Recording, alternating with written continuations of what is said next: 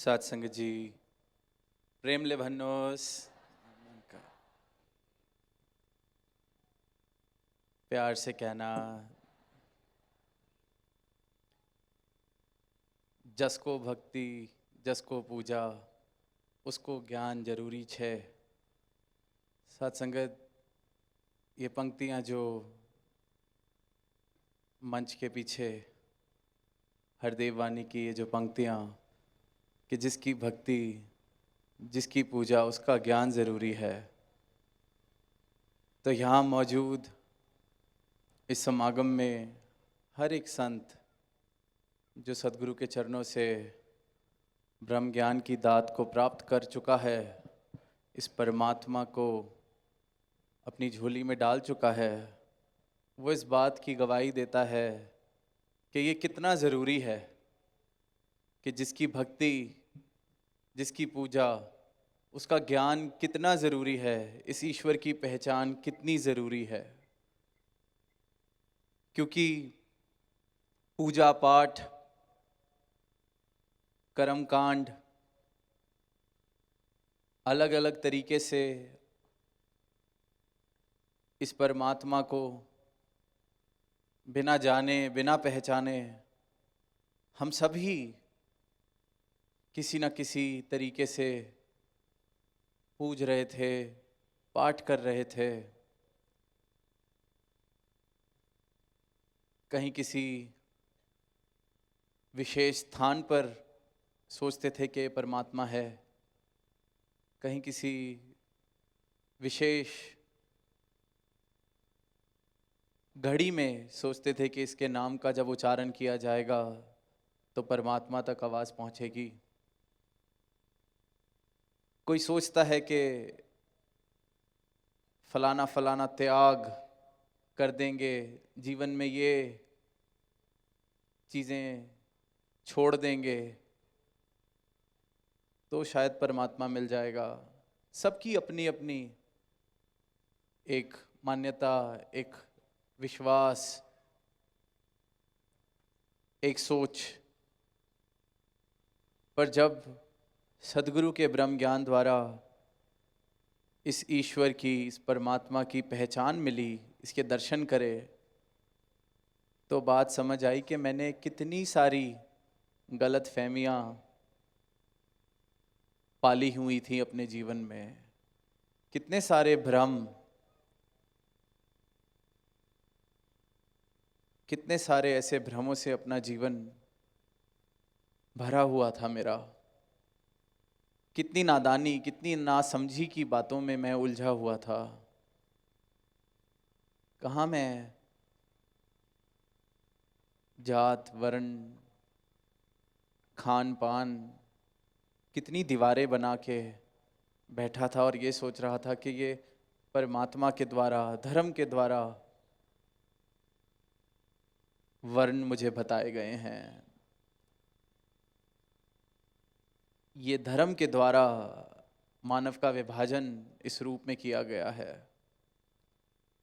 ब्राह्मण क्षत्रिय वैश्य हरिजन, न जाने कितने कितने प्रकार के ऐसे वर्ण कुल, कितनी ऐसी नाना तरीके की दीवारें जो दिखती तो नहीं पर ईंट पत्थर की दीवारों से भी ज़्यादा मजबूत हैं वो दीवारें। इस प्रकार से मानव को एक दूसरे से दूर विभाजित किया हुआ है।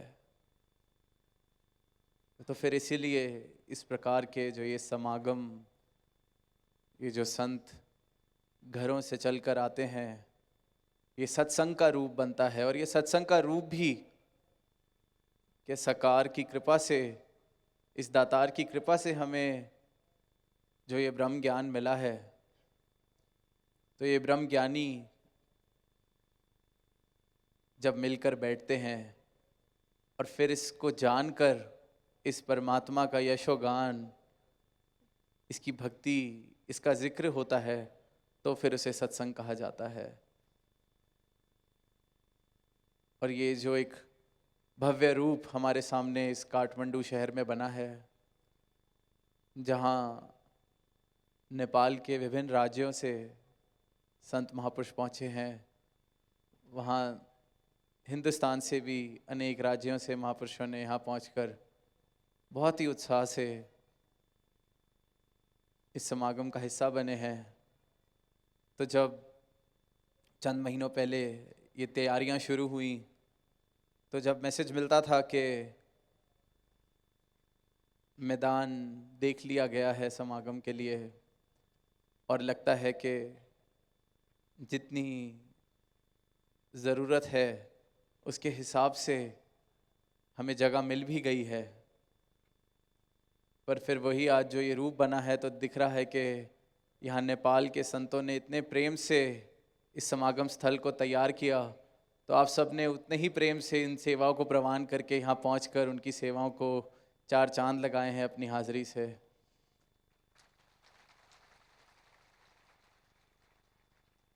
और किस प्रकार जहाँ तक नज़र जा रही है वहाँ बस ऐसा ही दिख रहा है कि मैदान, चाहे जब प्लानिंग स्टेज पे था तो बेशक सबको लगा हो कि विशाल है, पर संतों महापुरुषों ने पहुंचकर इस रूप में तो सबको यही महसूस हो रहा है कि जगह थोड़ी पड़ रही है।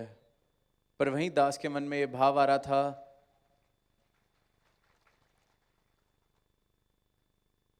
कि जब इस प्रकार से समागम मैदान में जगह कम पड़ती है तो वो भी खुशी का कारण ही बन जाता है कि कितना विशाल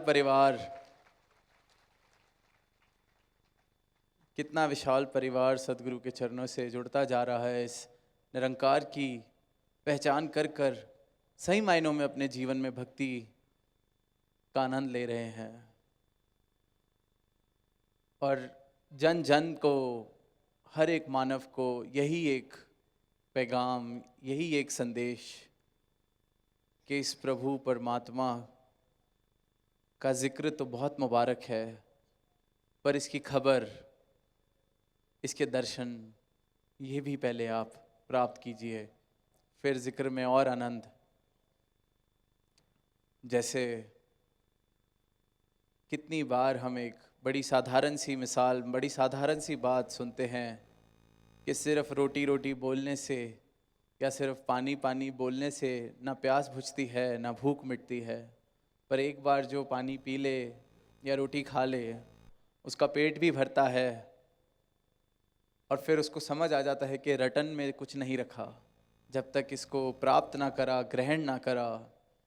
उसी प्रकार जिसके जीवन में परमात्मा आ जाता है वो भी फिर यही गवाही देता है कि रटन तो रटन ही है, उससे किसी तरह से मेरी रूह की, मेरी आत्मा की तृप्ति नहीं हुई, कोई आनंद मैंने महसूस नहीं किया। पर जीवन में जब ये सही मायने में सदगुरु के ब्रह्म ज्ञान द्वारा मेरे जीवन में परमात्मा बस गया, तो आनंद की शुरुआत, तो सुकून की शुरुआत, तो भक्ति की शुरुआत सही मायनों में हुई। यहाँ भी हम देख रहे हैं कि कहने को तो नेपाल, पर कितनी सारी भाषाओं का आज उपयोग किया गया इस एक संदेश को देने में, इस एक की बात करने में। तो यही खूबसूरती इस परमात्मा ने जब ये रचना रचाई, इस एक ने जिस प्रकार से इंद्रधनुष देखने को मिलता है जब बरसात के बाद सूरज की किरणें जो आसमान में ये बूंदें होती हैं, मॉइस्चर होता है, उसके बीच में से पास थ्रू करती हैं, तो 7 रंगों में वो एक सूरज की किरण फैल जाती है और इतना सुनहरा रूप बनता है। उसी प्रकार इस एक ने, इस एक अविनाशी ने, इस एक निरंकार ने अनेक अनेक रंगों में, अनेक अनेक रूपों में अपनी रचना में खुद को बसाया है। खुद इस रूप में ये इतनी खूबसूरत रचना बनाई है, तो ये रचना भी इस परमात्मा में, और इस रचना के कण कण में, जर्रे जर्रे में भी ये परमात्मा। तो वहीं ये विभिन्न संस्कृतियाँ, कल्चर्स, भाषाएं, ये इतना अनोखा रूप एक निकल के आता है और जब सब मिलजुल के बैठते हैं सारे फ़र्कों को मिटा के, कि ये बेशक संस्कृति अलग हो सकती है, वेशभूषा अलग हो सकती है, भाषा अलग हो सकती है, तौर तरीके, खाना पीना अलग हो सकता है,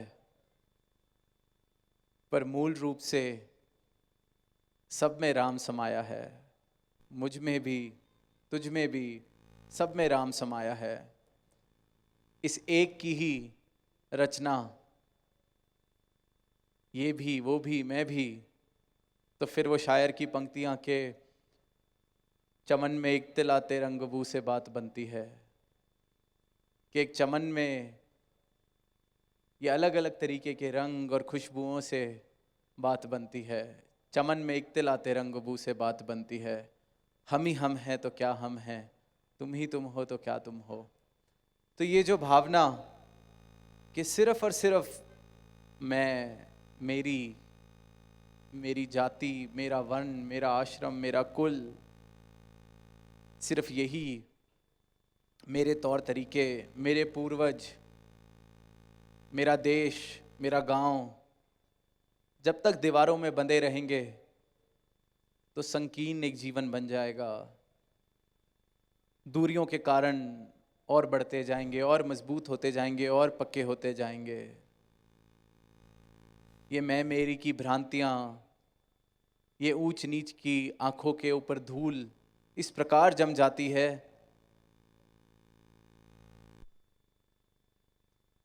कि दिल से दिल मिलने बहुत ही मुश्किल लगने लगते हैं।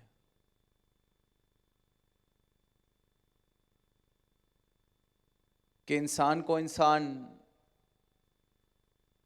भाई की तरह तो छोड़िए, दुश्मन की तरह दिखने लगता है, सिर्फ इसलिए कि शायद किसी और कुल में पैदा हुआ, शायद कोई किसी और ईस्ट में मानता है, शायद कोई किसी और तरीके का भोजन खाता है, किसी और तरीके के कपड़े पहनता है। ये सब भ्रांतियाँ, सब बुलेखे घृणा के, वैर के कारण बनते जाते हैं। और फिर वही बात कि संकीर्ण हम ही हम हैं। पर जब दुनिया में निकलते हैं, इस तरह के नज़ारे देखते हैं कि किस प्रकार से मिलजुल के एक परिवार, ये मानव परिवार बन सकता है, वसुधैव कुटुंबकम का जब ये नज़ारा देखते हैं तो भाव समझ आते हैं कि हम ही हम हैं तो क्या हम हैं। कि मिलजुल कर बैठें, प्रेम से बैठें, दिल में एक दूसरे के लिए सत्कार, प्यार, इस प्रकार की भावनाएं जब जन्म ले लेती हैं तो ये धरती एक सुंदर स्थान बन जाता है जीवन जीने के लिए। जीवन में प्रेम का रस आने लगता है, वरना वही संकीर्णताओं में फंसकर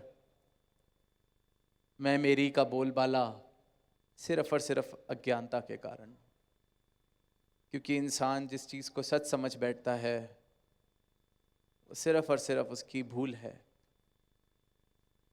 जो एक सत्य, एक परमात्मा, जो कभी नहीं बदलने वाली सच्चाई है, जब तक उसको हासिल नहीं कर लेता तब तक जिसको भी उसने सच माना हुआ है, जिस भी चीज़ को उसने सच माना हुआ है, वो उसकी गलतफहमी है। क्योंकि सच सिर्फ ये एक, और इस एक को जो जान लेता है उसके जीवन में एकत्व स्थापित होने लगता है, उसको फ़र्क दिखने बंद हो जाते हैं। क्योंकि वो समझ बैठता है कि फ़र्क हो ही कैसे सकता है। वो जो पंक्तियाँ कबीरदास जी की के कामी क्रोधी लालची इनसे भक्ति ना होए, भक्ति करे कोई सूरमा, जाति वरण कुल खोए। वो अपनी सारी इस तरह की अस्तित्व जो समाज से उसको मिले हैं, जाति, वर्ण, कुल, फिर अब नए नए तरीके के, ये पढ़ा लिखा, ये अनपढ़, ये शहर का, ये गांव वाला, ये डॉक्टर, ये इंजीनियर, ये सब दीवारें बनती जाती हैं, नई नई तरीके की दीवारें। ये पहनता है, वो पहनता है। तो ये भक्ति जो है, ये वैसे तो सबसे सरल पर उतनी ही मुश्किल, क्योंकि एक सूरमा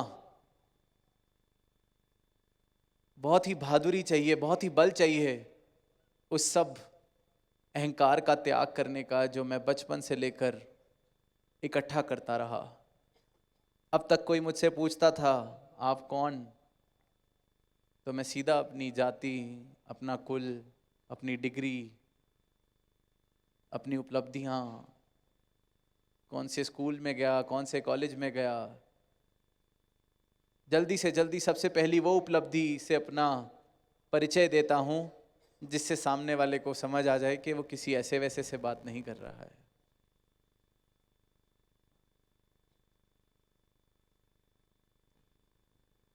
कोई ज़रा अच्छा काम करता है, खुद ही कह देता है कि कितने अच्छे कर्म किए होंगे जो आज ये अवसर मिला है। तो इंसान मौका नहीं छोड़ता अपने इस अहंकार को और मजबूत करने का। कहीं गलती से कोई पुण्य का काम करने का अवसर उसको मिल जाए, छूटते ही कि कितने ऊंचे कर्म किए होंगे जो आज ये मौका हमें मिला है। तो वो ऊंचे कर्म, ये सब उसकी अपनी भ्रांतियां। उसको लगता तो है मैं भक्ति मार्ग पे हूं, पर भक्ति नहीं,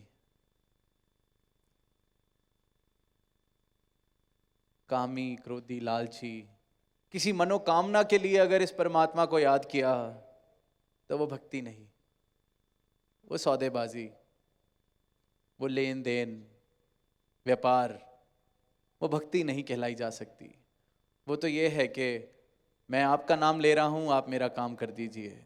वो बेशक इस प्रकार का एक रिश्ता ज़रूर हो सकता है मेरा परमात्मा के साथ, पर उसको मैं भक्ति का नाम दे दूं तो वो भक्ति बन नहीं जाती, क्योंकि वो तो मेरी कामनाओं को पूरा करने के लिए मैंने परमात्मा को एक साधन समझ लिया है, परमात्मा के नाम लेने को एक साधन समझ लिया है। पर जब ये ब्रह्म ज्ञान जीवन में आता है, सद्गुरु जीवन में आते हैं, तो वो बताते हैं कि ये तो एक बेगर्स उल्फत है, अनकंडीशनल लव। जो सही मायनों में प्रेम है, फिर मुझे वो समझ आता है, वो मेरे जीवन में उतरने लगता है। फिर वो सूरमे वाला बल अपने आप ही जीवन में आता है, जो फिर जाति, वर्ण, कुल खोने की हिम्मत मुझे दे देता है, क्योंकि मुझे समझ आ जाता है कि इस सबको बचा के मिलना क्या है। छोड़ना आसान हो जाता है जब इस परमात्मा से रूबरू होता हूं मैं, जब अपनी सच्चाई, अपनी पहचान, अपनी सही पहचान मुझे मिल जाती है। तो फिर ये जो समाज में इकट्ठी की गई पहचान है, ब्राह्मण, खत्री, वैश्य, हरिजन, डॉक्टर, इंजीनियर, ऊंचे कुल का, नीचे कुल का, शहरी, पहाड़ी, जो भी, फिर समझ आता है कि ये तो बेकार में ही पकड़ के इकट्ठा किया हुआ इतना बोझा अपने सर पे, छोड़ा जाए इसको। लेकिन जब तक ये सत्य, जब तक अपना मूल, अपनी सही पहचान, ये ब्रह्म ज्ञान जीवन में नहीं आता, तब तक ये बड़ा मुश्किल लगता है। क्योंकि लगता है कि ये तो इतनी पढ़ाइयाँ करके, इतने वेद ग्रंथ पढ़ के इतनी ऊंची हस्ती प्राप्त की है, समाज में मेरा नाम है, इतनी ऊंची जाति का मैं इस सब को कैसे छोड़ दूं।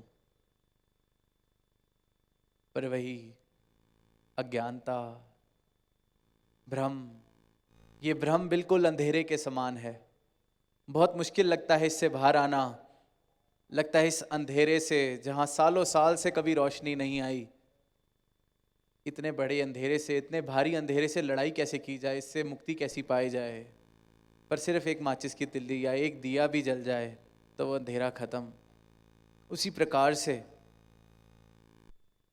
ये लगता तो है कि कौन छोड़े अपनी मैं को, इतना बल इसका, पर जब तक सच्चाई का वो दिया जीवन में नहीं आता, तब तक ये बात बिल्कुल सच प्रतीत होती है कि ये किस प्रकार से अहंकार से छुटकारा हो सकता है। यही सब कुछ दिखता है, रोशनी जैसा कुछ दिखता ही नहीं,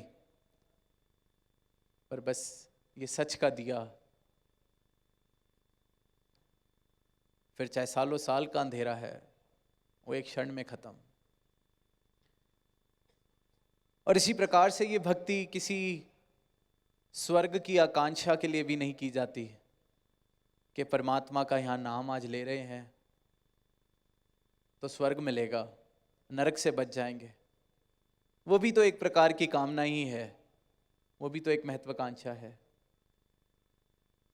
ये भी इंसान ने खुद को एक स्वर्ग और नरक के चक्कर में ऐसा बांधा हुआ है। तो इसी बात से कहानी दास को याद आ रही थी, हाल ही में पढ़ने को मिली कि एक इंसान ऐसे ही किसी बड़े प्रसिद्ध गुरु थे उसके राज्य में, उनके पास गया कि आपसे एक सवाल पूछना है। उन्होंने कहा पूछिए। तो वो पूछता है कि ये स्वर्ग और नरक क्या होते हैं, और अगर होते हैं तो कहाँ है स्वर्ग और कहाँ है नरक? कहाँ है स्वर्ग का दरवाज़ा, कहाँ है नरक का दरवाज़ा? Where is the gate of the paradise, where is the gate of the hell? कहाँ है? तो गुरु आगे से पूछते हैं कि आप पहले ये बताइए आप कौन हैं? तो वो कहता है मैं एक सेनापति हूँ। तो गुरु आगे से कहता है कि तू और सेनापति? मैं तो समझता था कि हमारा राजा बड़ा समझदार इंसान है, तेरे जैसे मूर्ख को उसने सेनापति कैसे रख लिया? मुझे तो तुझे देख के लगता ही नहीं कि तू सेनापति हो सकता है। बस इतनी कहने की देरी तो वो सेनापति का हाथ अपनी तलवार की तरफ बढ़ने लगता है। आगे से गुरुजी कहते हैं अच्छा तलवार भी लाया है, पर तेरी तलवार से मुझे खास उम्मीद नहीं लगती। जैसा तू सेनापति वैसे ही तेरी तलवार, धार नहीं होगी तेरी तलवार के अंदर, कुछ नहीं कर सकेगी मेरा। और बस तलवार बाहर निकलने लगती है तो आगे से गुरुजी कहते हैं here is the gate of hell, कि ये रहा नरक का दरवाज़ा। और सेनापति बस इतनी सी बात सुनता है, वापस तलवार को डालने लगता है म्यान में और झुकने लगता है चरणों में। तो आगे से कहते हैं here is the gate of heaven, here is the gate of paradise, कि ये रहा स्वर्ग, ये रहा स्वर्ग का दरवाज़ा। तो इंसान अपना स्वर्ग अपना नरक अपने साथ लेके चलता है। ये हमारा चुनाव है कि मैंने अपना समय अपना जीवन स्वर्ग में बिताना है या नरक में बिताना है। और जो नरक में इस तरह का जीवन जीने में इतना आदी हो जाता है, उसको फिर आनंद के सरोवर में भी बिठा दिया जाए, वो वहाँ भी नरक बना लेगा। ऐसे किसी इंसान को उठा के जो कहानियों में हम स्वर्ग सुनते हैं वैसे स्वर्ग में भी भेज दिया जाए, वो उस जगह को भी नरक बना लेगा, क्योंकि नरक तो उसका अपने साथ चलता है। और इनके संत जिनके जीवन में इनके चरणों की भक्ति है, आनंद है इस भक्ति का, सुकून है अंतर मन का, उनको कहीं भी भेज दिया जाए वो वहाँ स्वर्ग बना लेते हैं, क्योंकि स्वर्ग अपने साथ लेके चलता है एक ब्रह्म ज्ञानी। तो ये चुनाव हर पल में इंसान करता है कि ये पल मैं स्वर्ग में बिताना चाहता हूँ या नरक में। जीवन सिर्फ और सिर्फ इस चुनाव का है, किस प्रकार से मेरे सामने जो घट रहा है वो घटता रहेगा। पर कुछ लोग नरक के ऐसे आदी हो जाते हैं कि स्वर्ग जैसी स्थान को भी वो स्वर्ग नहीं देख पाते। सिर्फ और सिर्फ कमी, सिर्फ और सिर्फ वैर, सिर्फ और सिर्फ नाशुक्राना, शिकायत, सिर्फ और सिर्फ इन्हीं भावों से युक्त रह के सुंदर से सुंदर वातावरण में भी नरक जैसा जीवन जीते रहते हैं। और बस यही भेद इस सत्य के साथ जीवन से खुल जाता है कि ये सत्य जब जीवन के पल पल में आ जाए तो पल पल में वो इंसान जिसकी लिव इस निरंकार से जुड़ी है, इस सत्य से जुड़ी है, इस परमात्मा से जुड़ी है, वो पल पल में स्वर्ग का चुनाव करता है। इसी चेतनता को सबसे उत्तम कहा गया है। इस सत्य की तरफ जो चेतन है, इस परमात्मा की तरफ जो चेतन है, इस निरंकार की तरफ जो चेतन है, इस परम सत्ता की तरफ जो चेतन है, पल पल में चेतन है, यही तो सिमरन है।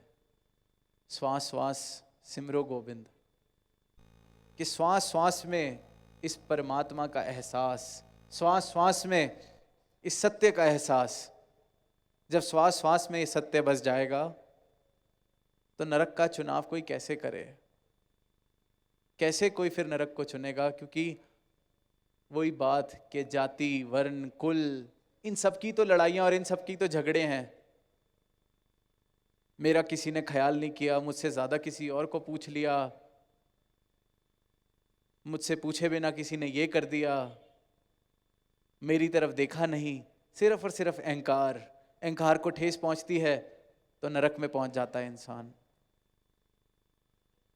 और जिसको ये सत्य समझ आ जाए, अपनी सच्चाई समझ आ जाए, ये परमात्मा के दर्शन करके अपना मूल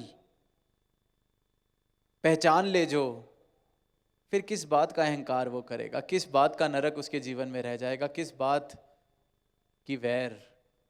तो ये वैर की दीवारें, नफरतों की दीवारें, अहंकार की दीवारें गिरने लगती हैं तो जीवन में स्वर्ग स्थापित होने लगता है, घर घर में स्वर्ग स्थापित होने लगता है। तो इसी अरदास के साथ, इसी मनोकामना के साथ दास इजाज़त चाहेगा कि हर एक घर में स्वर्ग का नक्शा बने।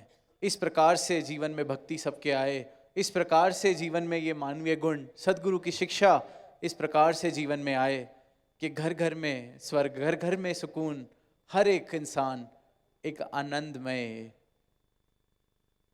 प्रेम से भरा हुआ जीवन जीता चला जाए। प्रेम ले भन्नोस। आमीन।